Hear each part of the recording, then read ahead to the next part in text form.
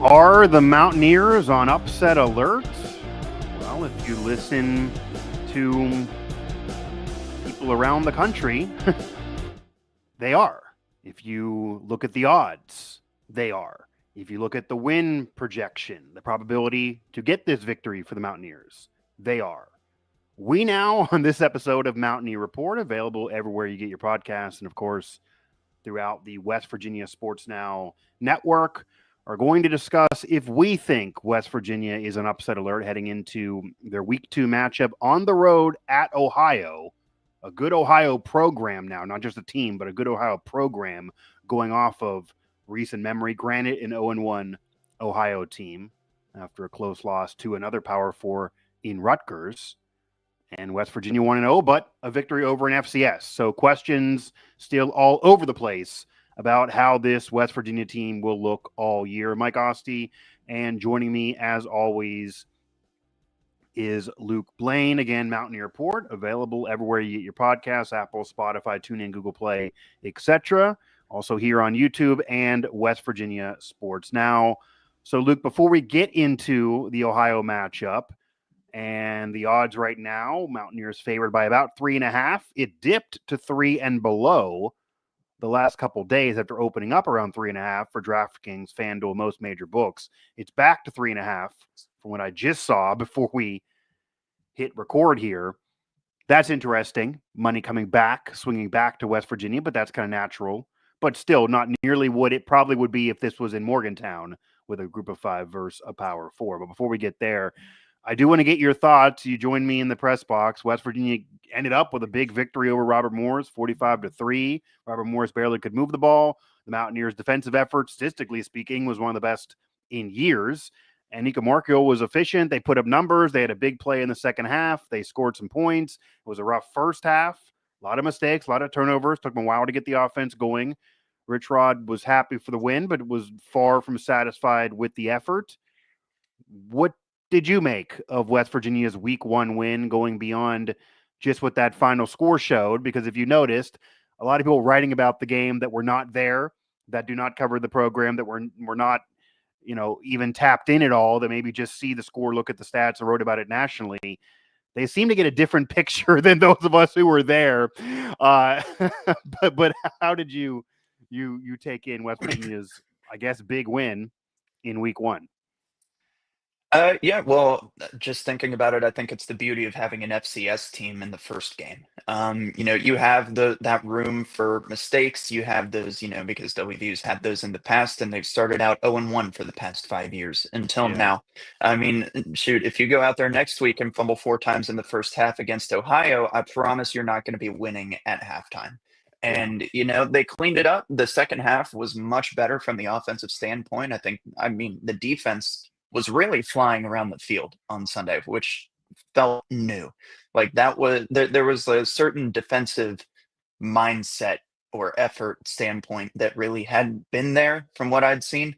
And I was impressed with that. I think, you just got to clean it up. You got to be able to, you know, you got to be able to hold on to the ball really. And then also you get a nice glimpse of what the future could look like with that Scotty Fox touchdown run. And I mean, Yeah. it's just, there was some opportunities later in the game for the second and third stringers to get some reps, but like Rich Rod said, if you go up quicker and by a lot more, then you have more room to test that out. And I think that in a roster that probably has way more moving parts than you'd want at this point because of how many new players there are. I think you want to be able to get as many guys into a game, especially an FCS game, as possible. Yeah. So this week can't be as much seeing what works, but you have to really put whoever's out there that you think can go out there and win. Because if you think that WVU is going to walk into that stadium and just ease into a win, I can't get behind that. I think that there's a very, very realistic chance, I say realistic as like a non-zero chance that WVU could be upset this week. And you thinking about it, Yeah. people called it a trap game because they have the brawl next week.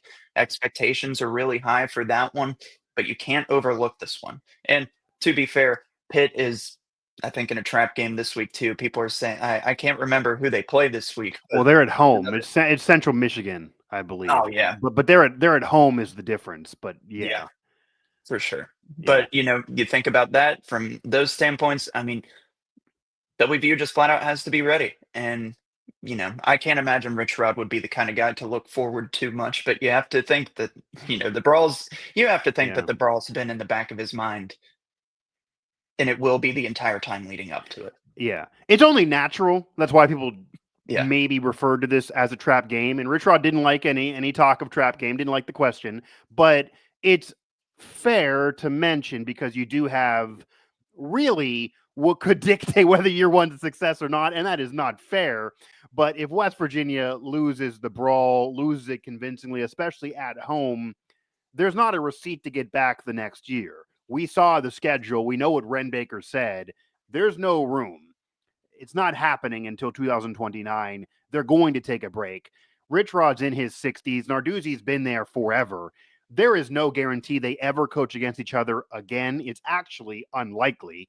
And there's no guarantee Rich Rod ever sees Pitt again. And certainly if he doesn't start winning, he's unlikely to still be there at that point. This isn't just he gets to do whatever and dictate all terms here. So Ren Baker may not still be around. The sport is incredibly different than it was 5 years ago, 4 years ago. So it's impossible to project this is going to be the same and everyone's going to get a receipt when the next series opens up. So that the magnitude of that, obviously being on September 13th, it is just through the roof. But Rich Rod wants to put a pin in it until next week, so we will try to put a pin in it until next week. But that's why this naturally becomes the trap game. And Pitt has the comfort of being at home. That's why their spread is still 20 plus, even though it's a solid lower level program as well. And Pitt has been prone to lose those games in the past, whether it be home or away. So who knows if they're the program that messes it up. They had a more convincing victory, I will say, against a Robert Morris rival, another low level school in Pittsburgh and Duquesne. I mean, they had that one from opening kickoff all the way through and could have even embarrassed them further. They had one of their best offensive showings ever. They won that game more convincingly because they didn't have the first half of the fumbles, the first half of struggling. Granted, West Virginia's dealing with a new roster, etc. I think the issue for the Robert Morris game for me, and it's what Rich Rod brought up that you just brought up. Going into the game, even Neil Brown was undefeated against FCS schools. You figure you're going to win. You figure you're going to win comfortably. You figure you're going to eventually pull away and get a W. That's what happened under Neil Brown. They had close first halves. They pulled away, won by 30. That's what happened in week one with Rich Rod. But when you have a new roster, a roster full of position battles that he admitted going into the game they wanted to carry over into the Robert Morris game to evaluate even further, and you have all these quarterbacks, and yeah, you started Nico Markiel. He deserved to start, but you want to figure out what else you have, and Jalen Henderson's also a guy that you believe in. He's a Power 4 transfer. It would have been better and more of a victory if you could have had the smooth sailing first half and then played more of those quote unquote backups in that second half. Did not even have to have Markiel start that second half. Could see more from Jalen Henderson, could see more from Scotty Fox. Max Brown was hurt, which we later found out after the game, but it would have been better if he could have played. Khalil Wilkins to get some time in that game, to go further down the line, and the rest of the team, the defense especially, get to see more of the O-line, the D-line, get everybody in, because that's the FCS game. And they were able to do it a little in the fourth quarter, but not really to the level that you can get a true evaluation. I mean, they were going to win, but they weren't getting enough of a win to make people happy until the fourth quarter. Certainly not until the second half. And you can't fumble and have those mistakes against anybody. And we talked about it in the press box. I don't think most of those fumbles were caused by Robert Morris. They were more mistakes by West Virginia players. The Cam Vaughn fumble, everyone talks about the yards he put up, the touchdown. He's a big play waiting to happen, but his fumble should not have happened. And you can't have big plays cancel out each other. That's the issue, too. That's an FCS school that laid a hat on you for a clean tackle that was legal, and you coughed it up after a big play with open space in front of you. That happened multiple times. And there was another fumble that could have also went against them. They could have lost more than they lost. And another team, Ohio, would certainly take advantage, and I guarantee that many fumbles Ohio is going to convert. They're going to do something with them. They're going to score points. Parker Navarro is going to move the field if you give him a short field and then score. And you get down big to Ohio, or you have a small lead against Ohio, they're going to really feel life at their place. So it'll be a totally different animal for the Mountaineers in week 2. Luke Blain, Mike Asti here, Mountaineer Report, made possible by West Virginia Sports Now and available everywhere you get your podcasts, as we are recapping Robert Morris, which has now been really done to death, and now moving into talking about the Ohio Bobcats. And if West Virginia is on upset alert, and I guess to lean fully into kind of previewing that matchup, Luke, I think we would agree. I guess they were at least on upset alert.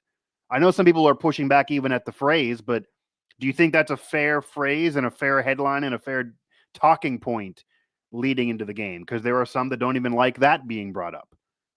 Yeah, I think that whenever you look at a G5 or well, a G6 school now playing against a Power 4, Power 5 program, if that a group of 5, group of 6 school wins, Yeah. it's an upset. Sure. Just period. Yeah. Like Boise State was like upset some teams last year, Yeah. and so they were nearly upset Oregon. Yeah, you look at But resources, money, yes, the locker room yeah, they're going to stay in, they're going to figure that out really quick, yeah, NIL, etc. The Power Four has an easier opportunity at success than a group right, of 5, even though they're playing a harder schedule because they're in a power conference. The head-to-head matchups, it's not 100% across the board. Lower level schools, the group of 5s do get victories, but mhm, the Power Four should get a win. It's an upset no matter the program, 100%. Even West yeah, Virginia being quote unquote down and trying to rebuild into a new era, it would be an upset. But it's in Athens, it's not in yeah. Morgantown. Exactly, and Ohio almost beat Rutgers at Rutgers Stadium, so Yeah, imagine what they might be able to do with their home crowd in front of them. Now, to my understanding, from what I'm hearing, it sounds like there's gonna be a good bit of Mountaineer fans there, yeah, and, true. so that'll be good for WVU, but at the end of the day, this is an Ohio Bobcat team that you have to come out quick with because that's what Rutgers did. Rutgers got that big halftime lead, and then they only scored 3 points in the second half. And that's, that's on their home field. That is just pure skill and scheme by Ohio. And WVU, you can't that's what I'm saying. You can't fumble 4 times in the first half. Yeah, You just can't do that. right. Because it kind of felt like more of the same. You were talking about how Neil Brown went undefeated against FCS teams. Well, he definitely had those ugly first halves Yep. where you're not clicking as much as you want to. And I think that was probably a reason that Mountaineer fans are wanting to move past that. I think there's probably still a little bit of a lingering feeling that it's like, okay, how much is different? And that's what WVU needs to prove with this game. They can't, if you want to prove that you're out of the Neil Brown mediocrity era, you have to go out and win this game. Yeah. And, I'm Mhm. still, this team is a reigning MAC champion. I'm not saying you have to defeat them easily. You probably don't want it going down to the last drive of the game, but you have to go in there and you have to win and you have to instill that confidence heading into the brawl. I think there's a real opportunity here, and especially the next couple weeks before conference play, but even in this Ohio game, to really send a message. And to send the message from Rich Rod on down, and he's the face of the program, that this is a different era now. And it doesn't mean instantaneously it's immediately back to where it was 17, 18 years ago, where they're national contender. It's going to take time to get there.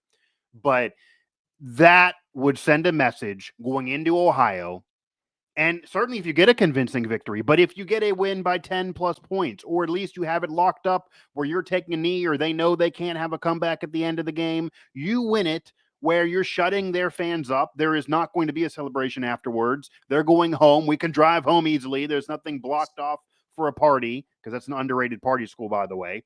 And you have a win in a tough place to play. That win would carry more weight around the country than Pitt being Central Michigan at home because you're doing it in a tough place to play. It carries more weight than Rutgers skating by and getting a big win because they scored a lot of points and so did Ohio and their defense collapsed, but they got the win. But that was at Rutgers. If you go into Ohio, that would really, I think, send a message that this is a different mentality, if nothing else. Doesn't mean they're going to go ahead and win 10 games, go ahead and win the conference. Doesn't mean anyone's going to predict them to do that. But I think that'll put something in Pitt's mind that, oh, this is a different Mountaineer team, even though it's a different group and different roster, different coaching staff, that would put a different vibe on the team. And it would just, I think, allow the fan base to sit back and say, okay, this is different. If West Virginia goes to Ohio and wins 38-10 or 28-10 even. If you see that score when they're a 3.5-point favorite and everyone's saying they're on upset alert against the defending MAC champion that is hanging with Power 4 schools that feels like they're on that fringe of being contender as a group of 5, I think you would at least send the message that, okay, this is different now. I'm not going to win every game, but this is a different vibe. That's hard edge to go in there with a mental fortitude to that place. That could be their season championship for Ohio. They win that game. That might be a mural on their wall forever. And if you look at programs that have been there, they did beat Pitt 20 years ago. So you could argue that one. They beat Iowa State in recent memory. But West Virginia might be the most historic program that the Ohio Bobcats have ever faced. It's really West Virginia and Pitt, whatever argument you want to get, and it really goes to argument claims and what's legit or not. But it certainly in recent memory, West Virginia is more historic than Iowa State. If you're going to compare those, they play Ohio State, but it's a guaranteed loss every year. So aside from the Ohio State game, and I'm talking at Athens, you could certainly argue West Virginia. And that's what they're going to expect. As you mentioned, they're going to have a packed house there. They're going to sell out. It's going to be the largest crowd ever in attendance there. So at Ohio, it's probably the most historic program they'll ever see there and have a chance to beat even because Ohio State's a different category. To go in there and get a win, they're a good team. Parker Navarro is a really good quarterback. It would be a quality win. That would mean something. But to go in there and crawl through it, or have the series of fumbles in the first half, or 3 fumbles on 4 plays that Rich Rod said he never has seen his entire career, as insane as that was, or to certainly lose, that is where you kind of pop a balloon vibe-wise. And even if you win the brawl, you're always going to have fans say, yeah, but you ruined it by losing to the lower level school. Like, I know it's on the road, but you got to get those wins. And I think you'd also, Luke, I mean, it would legitimize what Ren Baker's been saying, that the schedule wasn't fairly constructed, that you don't want to have multiple Power 4s. You don't want to have 11 Power 4s on a year. He wants to play the G5 with the FCS and only 1 Power 4. If you go ahead and lose the year that you don't have 11 Power 4s, and people are going to say, well, if we're going to lose them all, we might as well just stack it. You got it. And I'm not saying that's a sound opinion, because it's still a more reasonable schedule now for years to come than what it has been. But you got to get the win. And the one thing I will add, I think if they win it, now people may freak out. Obviously, if you win it convincingly and comfortable, you send the message. If you win it by 1 point in a game-winning field goal, you're not sending a message. People might still be concerned. The fans may freak out. But in reality, I think the program should still take it. I mean, any win counts the same. That's a tough place to play against a good team that just hung with a Power 4.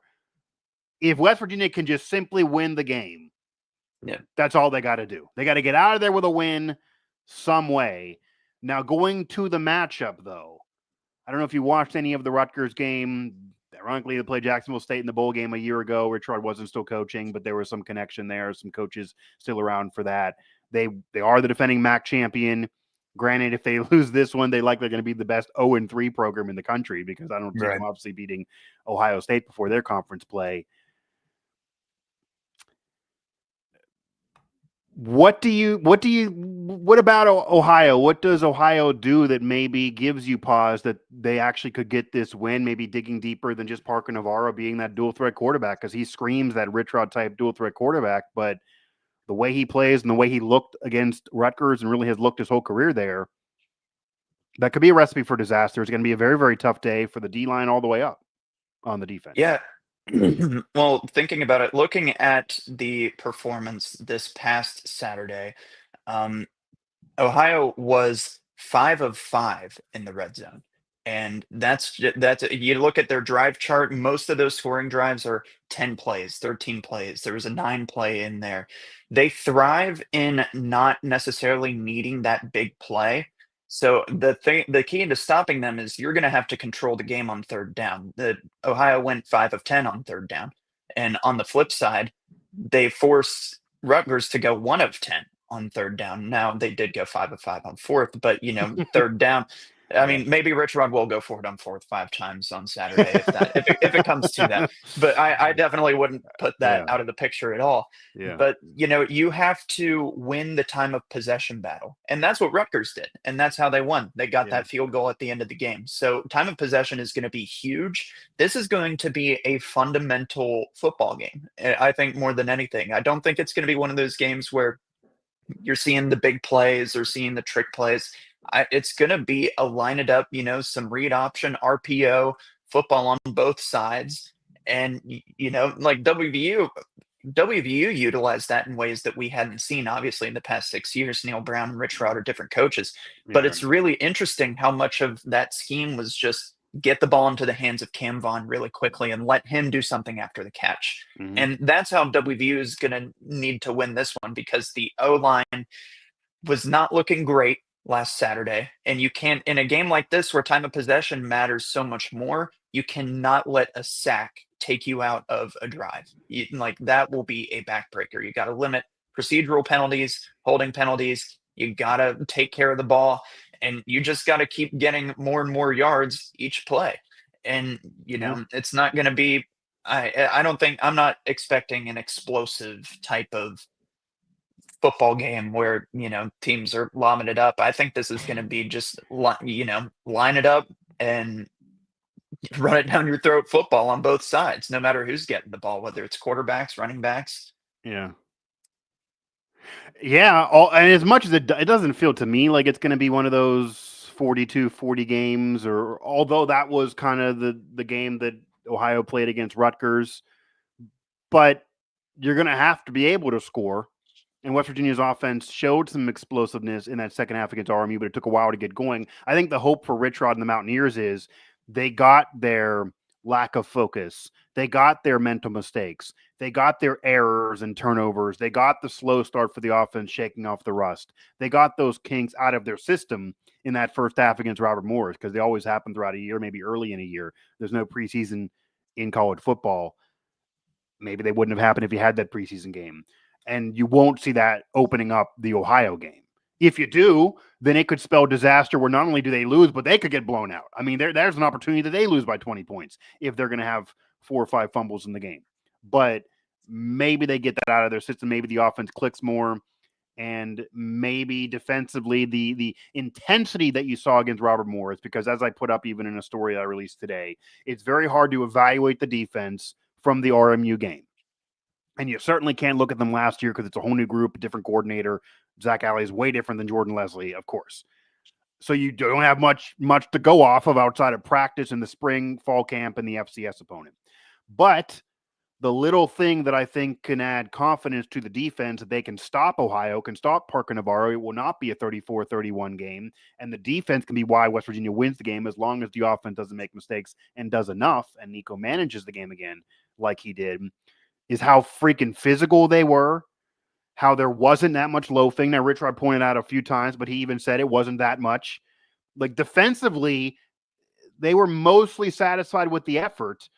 They didn't have to do that much because RMU couldn't move the ball, so maybe that's easier, and Alley brought this up, Zach Alley. But it looked like a defense that could also be good against better opponents. We'll see against Ohio. We won't know until we see them against Ohio and certainly Pitt, and then onto the Big 12 schedule. But there were parts of that defense, the intensity, the physicality, all of that, the effort. The secondary looked better. The linebackers looked better. It looked like a unit that was coached better and is in a better position to have success on a regular basis. That's just what it looked like. And that's not even me throwing shade. That's just what it looked like. So that could carry over. And if that defense shows up in Athens, then I do think Parker Navarro has a harder time against the West Virginia defense if they play like they did in week 1 than he did against the Rutgers defense. That, I think, is a fair possibility here. And even the RPO offense and needing to work RPO and change it up on a dime and, do a lot scrambling. Parker Navarro does a lot scrambling. He is the RPO king. run pass option, and then he quickly picks one, and then he does it, and he can even make, if nothing's there and he picks the pass, he'll even scramble out and gain 20 yards. That's how hard he is to defend. But Nico Markio could kind of be that. He was that in week 1. I don't think he's as fast or athletic, but if he can be efficient and doesn't make mistakes and gives you 80+% completion percentage again, maybe he manages the game enough and does enough through the air and on the ground that he is the perfect quarterback to counter Parker Navarro in Ohio's offense, and with West Virginia's defense, lead them to a win. It certainly could happen. Luke Blain, Mike Asti here, Mountaineer Report, talking Ohio and the matchup to come for the Mountaineers here in week 2. This show available everywhere you get your podcasts and throughout the West Virginia Sports Now network. Was there anything that Rich Rod, Zach Alley, or even any of the players said from the weekly press conferences this week that stood out to you aside from just evaluating the RMU win? Because they even admitted it's hard to evaluate off of that, and then going into this matchup. Well, I mean, I think the emphasis, I'm not trying to think of this as a trap game. I think that's very important. Yeah. Like, Rich Rod obviously doesn't like that kind of talk, because I think the second you kind of let that mentality in, the more likely it is to happen. And the more likely you're going to think, you don't want to go out there and think. Like, that's the thing. You don't want to go out there and be thinking about, what if this happens? What if this happens? Blame me if they lose then. You let the talk in the building. It's my fault. Yeah. You want to go out there and execute. And I think that's what Rich Rod's focused on. I think that's what the players and coordinators are focused on, is executing. Because if WVU executes to their potential, they will win this game. Like, that's not like right. What I see when I look at this matchup is the potential for WVU to have mistakes and shoot themselves in the foot, and then Ohio take over, and Ohio kind of determine the course of this game. You have to have control, and that's where time of possession comes in. Yeah. That's where being able to just keep the ball comes into play. And I think that, because this is, Ohio is the ultimate trap game. I mean, they're like one of the best G6 programs out there, reigning MAC champions with a lot of returning players from At that home. team. Yeah. They're established. They are a more established roster in terms of knowing who does what. I'm most likely the players knowing each other and having that chemistry. They are a more established roster in that aspect than WVU is, just because, the roster turnover and things like that. Yeah. I think that's the key to it, is you just have to go out there and execute better and execute to your potential. And I think WVU will be fine if they do that. Yeah, it's without a doubt, and this is why one's a Power 4 and one's not, there's more talent on the Mountaineers. I'm sure that's even being sold to the Ohio team, that, give or take a few players, argue with Parker Navarro or not, that overall roster depth, they don't have the talent of the Mountaineers. So let's go ahead and shock the world. Let's not make the mental mistakes ourselves, try to force them to make some mistakes. We're at home, we're feet off the crowd, and then we'll go ahead and get a big win for our program's history. I'm sure that's the speech from Brian Smith before his team takes the field at halftime. If it's close, maybe it's already been said at some point this week. So it could even very well be, Luke, that if West Virginia goes in there with the mental strength, and if they really are hard edge, and that goes down again from Rich Rod to Zach Alley, and I really, really do believe those coaches, everyone at that program has fully bought in that hard edge is the way of life and is the way to win. And they believe it, and the players even believe it. They bring it up all the time. Certainly Nico Markio brings it up all the time, which is good. You want them to buy in. You could argue early in the Brown tenure, was everybody really buying into what he was selling? No. So this is a full buy-in. And if they go in there fully bought in, they clean up the mistakes, and they have the more talented group, Jaheim White could run for 150 yards, a couple touchdowns, and by himself get this victory. Nico Markio could have his best day. As long as he's efficient, takes care of the ball, that could be enough. You could see a turnover in terms of the defense forcing it and then taking it to the house. You could see a pick six. You could see a punt return brought back. West Virginia could be the team that forces Ohio to make mistakes, because, Luke, what nobody's talking about is, yes, there's pressure on Rich Rod to get this win, not make it a trap game. You go into the brawl 1-1 with a loss at Ohio. The conversation is certainly if game day is there, or if they don't come because of this. That's the rumor. If they would lose, they wouldn't come. That's a lot to put on you. That's a lot of pressure on Rich Rod. You can't have this be a real bad loss. This would be one of the worst losses for the program in a while, and it would be under you. It wouldn't be under Brown. But there's also pressure. There's also pressure for Ohio. I mean, they arguably are the team that people are picking to win, even though the spread doesn't say that. They are at home. They have a more experienced quarterback in their system in terms of games played, even though Nico's been at WVU for a while. They lost their head coach, but the offensive coordinator just ascended. Everything else is very, very similar there. They are the defending conference champ. West Virginia did not win a conference last year, of course. If they go in there and lose by 20 plus points, there are going to be people saying, you're good for the MAC, but that's it. And maybe they're going to start saying Ohio's overrated. Ohio lost the Rutgers game. Rutgers is not an elite program. Rutgers never has been what West Virginia has been in the past. Little bit under Ray Rice years ago when you were freaking born. Yeah. But like not since then. They haven't, their recent years are no better than Neil Brown. Like there's nothing to brag about at Rutgers. They should win. They were at home. I mean, honestly, if you put that game at Ohio, they probably lose with the way that game unfolded. Maybe the energy changes. And then they're probably going to go ahead and get trounced to Ohio State, which is normal and normal business. They'll be 0-3. So, yeah, they could fix it in their conference schedule, and that's what matters. But they got some pressure, too. And if you can force some turnovers, force them to press, get up early on them, score on the opening drive, Jaheim White gash the defense a little bit, you win the battle of the trenches, that could say something too and allow West Virginia to pull away early and have this be a comfortable victory by doing it early. Dare I say this is, easy analysis here, but what happened in the first 5 minutes of this game probably will dictate this entire game for me. Yeah, I could very much say I'm with you on that. I think that, in the terms of the way both of these teams play the game, Yeah. I think momentum matters so much, and it's going to be a lot easier for Ohio to pick up momentum in this atmosphere than it will be WVU. Yeah. And obviously, people debate momentum all the time, but it's real in sports. You can try to say it's not. I believe it in matters. it. But I believe in momentum. Yeah. But I think it will come down to, not just who gets the ball first, maybe who capitalizes on offense first.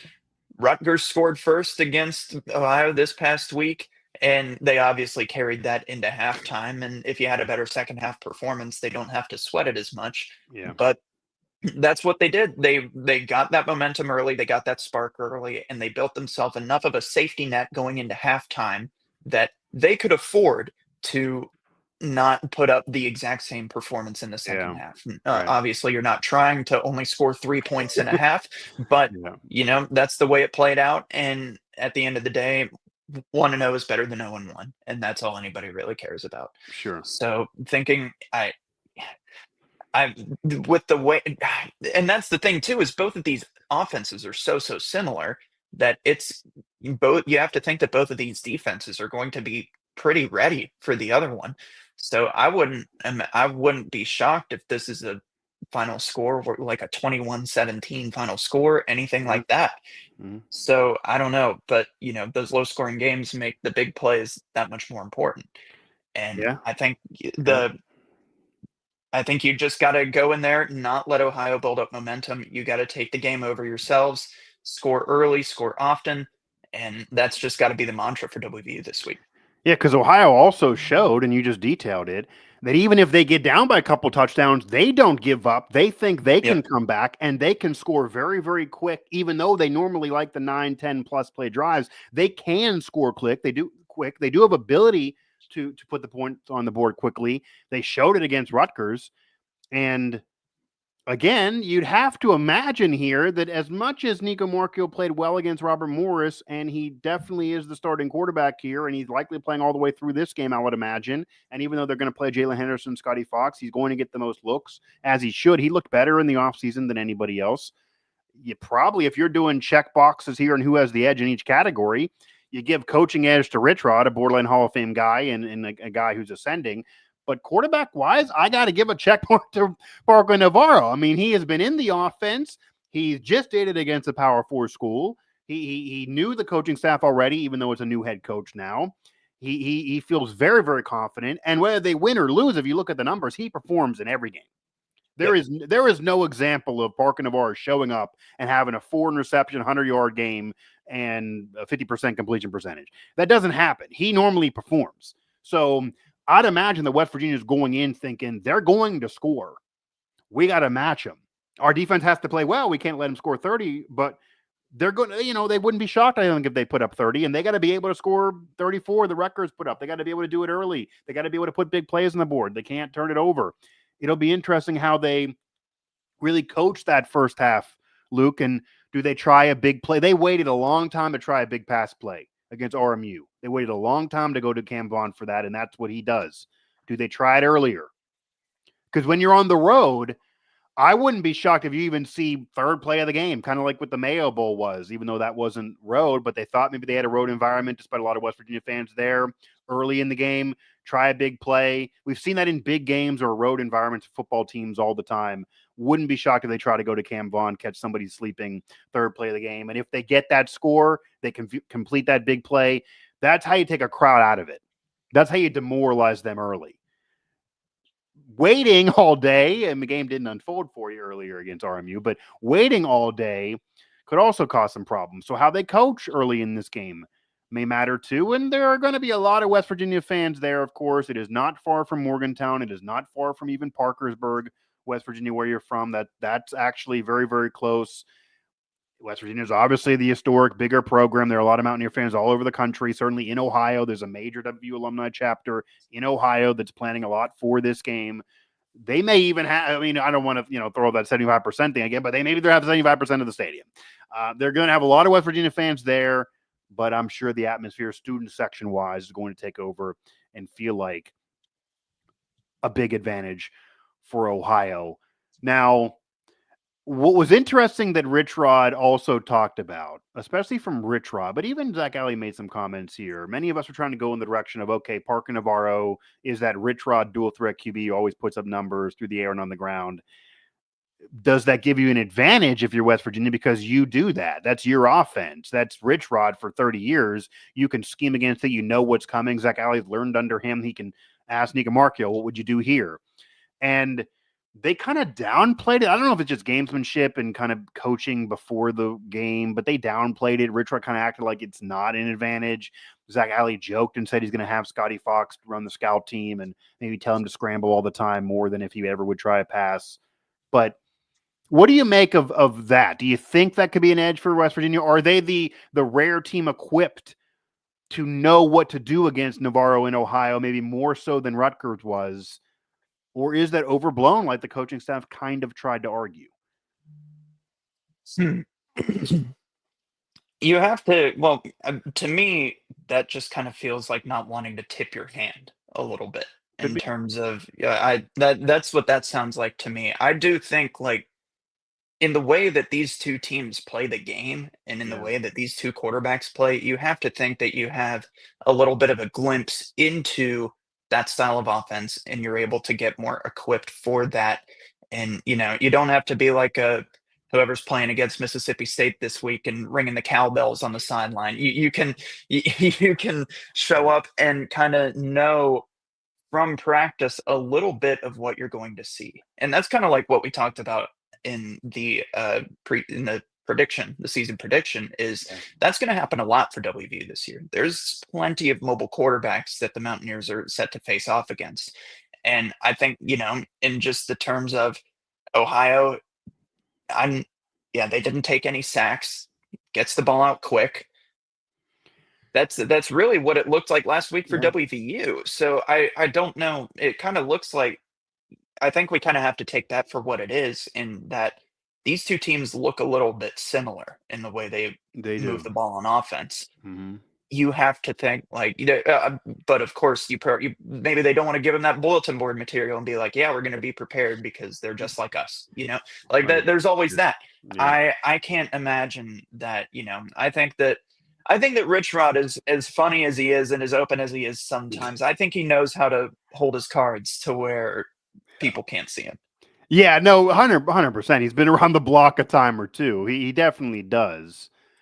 But it's an interesting thought because they kind of are mirror images of each other in a way, even at different levels. And this could certainly expose how West Virginia will fare against Jalen Daniels, against even Eli Holstein the next week. He's not Parker Navarro, but he certainly can move around. That was a problem last year. Certainly those last few minutes, he moved around all day, and then the secondary was horrible, and they were able to come back.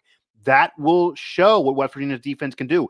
if Navarro has 250 yards on the ground and Ohio wins and they win going away, that's how you get the national 3-win projections, because that could be ugly as hell the next week after that. They're going to face mobile quarterbacks coming up, not later in the year.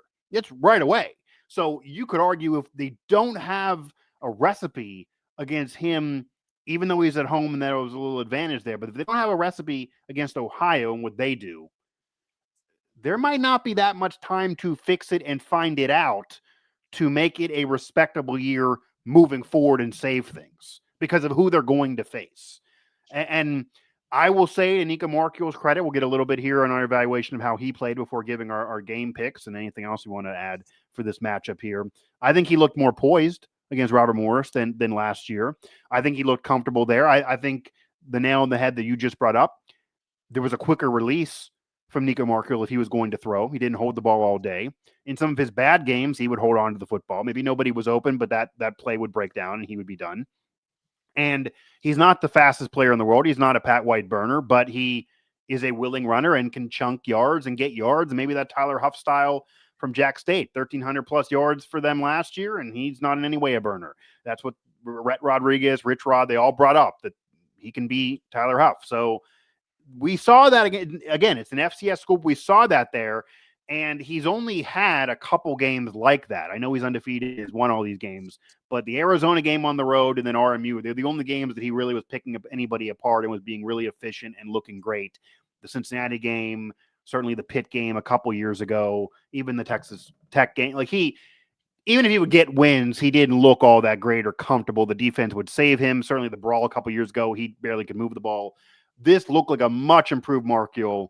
This looked like a comfortable quarterback, a confident quarterback, and the quick release is the important part of it, that you got to get rid of that football.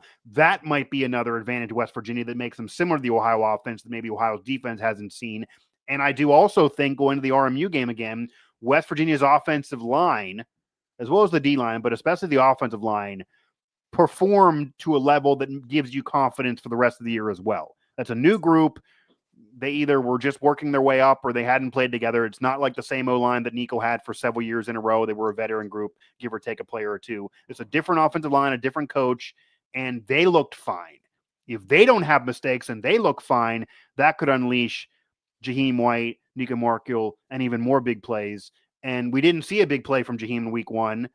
We maybe could see some now because the offensive line, to me, looked okay. And if they can keep that up, that could unlock him for more. But what did you see from Markiel from week one that you can take and pivot into the Ohio matchup? I mean, we're now getting into, you could argue maybe his mop start and going on the road to where he was from in Arizona, but now these are the biggest games of his life because now he's the guy and the wins and losses are going to go against him. And everyone always loves the backup QB who plays 2-3 games a year. You play all the games and your season doesn't go well, the fans may turn on you as well. Yeah, I think, it definitely did. Whenever he first took over for Neil Brown, I mean, you did see those quicker release plays. You didn't want him sitting back there. You didn't want him having to read the defense too much because he was not prepping to be the starter for that week. Thinking about games like the backyard brawl and even, a little bit for Texas Tech, he did throw the ball a lot that year back in 2023.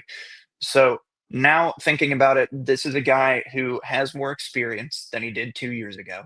He can, obviously Rich Rod trusts him. He is a very capable runner. I mean, shoot, he scored the team's first touchdown of the season on a scramble. That might have been a design run, but I think that I think this is the most confident we've seen him because he has that full off season in this system to go out there. You have to imagine that it was his job to lose. Right. I think that this is by far the most and you could tell. I mean, you don't show up not confident and then finish 17 for 20 passing.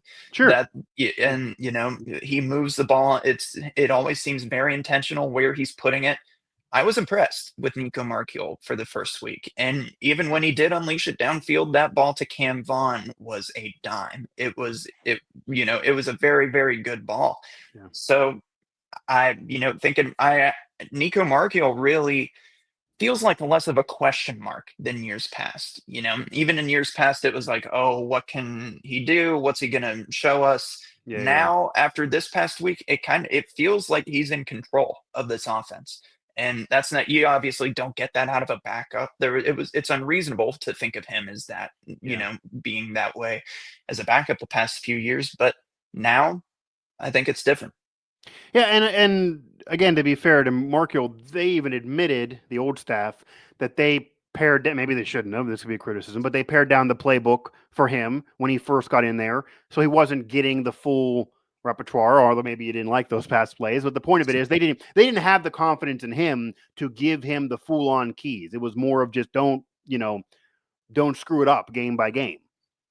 This feels like that Rich Rod's certainly empowering him, although he's also talked about that as the season goes, unlike a lot of other coaches, he likes to actually have his playbook shrink for quarterbacks. That's something different too than a lot of coaches these days. They don't add plays because, okay, you're getting more comfortable, here's more to do. He figures out what Markule and others really are good at and just hammers them home. That's why I joked to you in the press box that get ready, because I remember it probably better than you do, that you could see some of the same plays over and over again. This could be the Novocaine offense. If someone gets really comfortable with some plays and they start working, Rich Rod will be prone to 2, 3, 4 plays in a row. I believe there was a game with Jack State that he literally did run into double digits in a row, and it was maybe 3 plays the whole game. And there was the one game where they basically just ran pretty much the whole game and abandoned the pass. He can do that. People always laugh when he makes comments like, I'll just not throw today if this player is going to give me lip. He might. It's Yeah. not. It's not out. It's not out of the question. So that to say that Markiel does appear more confident, more comfortable with this offense, and we may see more of what he's comfortable with moving forward. It may not mean more plays, but it may mean, again, quicker release, more comfortable, more confidence, and better for the offense. I think it's easily safe to say, and Ohio knows this too, Luke, we've not seen the best of this offense by a long shot in terms of their potential. And that's what they even talked about after the game. Markiel talked about this. Cam Vaughn talked about this. We have not seen the potential of this group at all from just one game against an FCS. They didn't have to do more, even though they won it easily. We may have not even seen the full-on potential of the defense because they only forced 2 turnovers. And if you remember, Zach Alley said for him to get a win, you got to force 3 a game. So they didn't even do that. They didn't have to because it's RMU.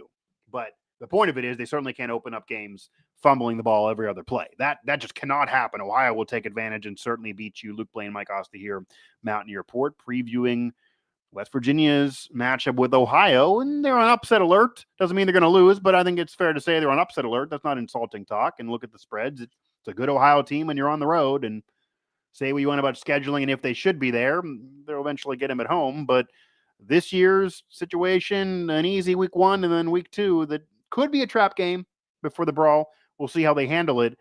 What do you predict? What do you think's going to go down? We're going to be there. We're going to be covering the game. It is going to be a wild atmosphere. There are going to be West Virginia fans there. We're going to see a lot more of what this Mountaineer team is made of, but also a lot of what this Ohio team is made of, because they're pretty much staring 0-3 in the face if they lose this game, and this is the chance to set history for them. West Virginia has the brawl next. A lot on the line in week 2 for both teams. Yeah, I do. I'll stick with my preseason prediction and say that WVU will win this game, but I think there's a very realistic chance that Ohio beats the spread. Looking at it, it's like is it +3 at the moment, or is I it? saw 3.5 on DraftKings Yeah, and FanDuel before we recorded, but it could fluctuate 3, 3.5, whatever. yeah, I could definitely see them beating the spread there. I think, this is going to be a hard-nosed football game. It's going to be, I don't think it's not going to be one of those flashy games. I think if you're a fan of defense, this might be the game for you, honestly. Yeah. So I I like the idea of a 21-18 final. I think that's right I in the should have range went in which first I'm because landing. that's where I was going to go, right around that Was it neighborhood. really? I was actually going to go like West Virginia. I honestly think they seriously might win by a field goal in the final drive. It might come down Yeah. to that. I think WVU is going to win, but I think it's going to be a nail biter. I think Ohio is going to come to play, and I was literally, I'll say now, I was going to go 21-20 West Virginia. Like that's Yeah. kind of where my head is. Yeah. I could 24-21 could absolutely see that too. Yeah. This is This is going to be one of those games where you really see the prime Rich Rod offense, I think, in terms of, long drives, keep the ball, Yeah. things like that, control the clock. And that's what it's going to come down to because, that's what WVU needs to do to win this game specifically. Yeah, and they're only focused on this game, of course. I mean, fans, media, we can talk about trap games. I do fully believe that they are only coaching this game. I Yeah. do not think that a veteran coach like Rich Rod and that staff, he's going to allow anybody to get their mind elsewhere. It's hard to know what an 18 to 22-year-old kid is going to be thinking about, but I am pretty sure I wouldn't be surprised in any way, Luke, that because he knows the team he's facing, because he knows the environment, and because he does not want anyone to have a trap game occur, that if you see a bad mental error for a fumble early in the game, I wouldn't be shocked if that kid's either on the sideline the rest of the way or isn't utilized as much, or you're going to really see Rich Rod flipping out. Like he didn't have to bring that energy in the Robert Morris game, even though there were some rumors that he maybe got more upset than he let on. But I think we're all going to see it for public consumption if they're laying the football on the ground at Ohio, because he knows they could easily lose if they do that. He even literally said, we can't play like this again and beat anybody else on our schedule. And Yeah. that certainly starts in week 2. It does not start in week 3. People maybe have this misconception that a non-power 4 is a cakewalk. This will not be a cakewalk. And if they win big, then go ahead and I'll be wrong. And then this is how you show the world. And if they win big and then beat Pitt, no matter what that score shows, and then win a game against Kansas to open up Big 12 schedule, that's how you get in the AP top 25. That's how you get in the CFP top 25 whenever they release that thing. That's how you get ranked. So there's an opportunity in front of them to get there. I just think it's going to be a very, very tough matchup.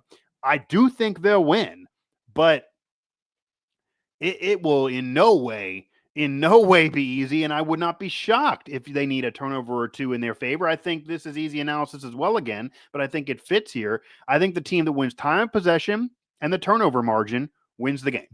I think both teams are going to put up similar numbers. I think both teams are going to kind of show up for this and realize the environment, but West Virginia did not win the turnover battle against RMU. They still won big because that's an FCS school. They got to win time possession even more against Ohio. And yeah, big plays are nice, but they probably be best served to just churn the clock and then pop a score. And then Ohio's sitting there saying, oh man, there's only a few minutes left in this quarter, and all of a sudden we're down. That I think would be the recipe here to keep Mark Navarro off the field as much as possible and force them into getting quick drives put together, because they also like to have a methodical offense and not do that. Do you have a hot take or two for this game, or anything else you want to add, I guess, here? Nothing really. I mean, this is kind of this is a hard game to add hot takes to, Yeah. I mean, it's like with Yeah. the way that I see these two teams playing, you could say that Jaheim White finally unlocks it this week. And I think, that's the thing. I feel like that's kind of the thing we haven't talked about as much, is if Jaheim White really gets going and you break, they're going to Yeah. ground and pound, sure. But if Jaheim White breaks 2 or 3 big runs, Yeah. that flips the tables in WVU's favor easily. So I think 100%. that he is very much an X factor in this game, probably that goes a little bit underlooked just because of how Nico played last week and how Cam Vaughn played last week. Mm-hmm. And him, maybe they incorporate Rodney Gallagher a little bit more this week. I was kind of surprised at how little he was on the field. Yeah. But really, at the end of the day, if the ground game breaks 2 or 3 big plays, I think WVU could really, really walk away with this one. They could. And as I said earlier, I think Jaheim White has the opportunity to have that really 150-yard big game, couple touchdowns, and then maybe carry this. And if West Virginia wins this going away and sends the message and wins this in a blowout, I would imagine that Jaheim White overpowers and he has a big day, and Marco takes care of the football and they don't turn it over, and Cam Vaughn gets another big play or two as a receiver through the air, and maybe they involve the others, and you see more of Gallagher and Jaden Bray and others, and maybe they break 1 or 2 off a trick play. Like if it could go that way, Jaheim White had 18 carries, 93 yards, 2 touchdowns, 5.2 on an average against RMU. But I will say, even though those numbers are good, that's not that great for an FCS game. And they didn't feel like they were even as good as those numbers are, because he did kind of struggle early on to get going. I don't think that can happen against Ohio too, but this is a tougher test now, so we'll see what he does. But he has an opportunity to fully break it here. And my only hot take will be I am going to predict, I don't know if I have a player in mind, but I'm going to predict that West Virginia picks up a defensive touchdown. Maybe they'll just set it up and get a short field, but I'm going to predict they get a defensive touchdown, whether it be a pick six or a fumble recovery. They get something that then will shut up the opposing crowd at some point and maybe flip this from being close for most of it and then go in their direction. And hey, the opposite could occur. Maybe Ohio is the one with that, and that leads Ohio to a win. I wouldn't be shocked with any result of this game. I would not be surprised if West Virginia wins big. I wouldn't be surprised if Ohio wins by 20. I wouldn't be surprised if Ohio wins on a game-winning field goal, and I would not be surprised if West Virginia wins on a game-winning field goal. None of that would shock me, and I think the coaching staff fully is aware that if they just get a win, that's all that matters. Because Luke, Rutgers didn't perform all that well, certainly not in the second half, but nobody's talking about how bad they played. They got to win. They freaking won the game. Just get a win, and then you'll be fine. If you lose, people will talk about all season and how the Mountaineers disappointed and how Rich Rod is in over his head and that they're far away from getting back to where they want to be, and scheduling, and fans will start turning, and even people that are happy about Rich Rod being back will start saying, this isn't the same, and they'll start leaving. You could get some toxic vibes in there, and going into the brawl, you definitely don't want that. So I think we both have the Mountaineers in a close game. That is, we'll see. We'll see what happens here, and it could very well be that I think the next couple weeks, if West Virginia wins, certainly are going to kind of be these rock fights. So we may not fully see this offense get unlocked for several weeks until Big 12 play. They just kind of got to get through this out of conference stretch and get these wins, and however they come. So that'll do it for this preview edition here of Mountaineer Report, wrapping up the RMU game and then looking ahead. The Mountaineers are on upset alert at Ohio, but they certainly can still win. They are the favorite. They should still win. They have the more talented group, but it will not in any way be easy, and it certainly will not be a cakewalk by any means. Mountaineer Report available everywhere you get your podcasts, available on YouTube, and of course, our coverage will be at West Virginia Sports Now.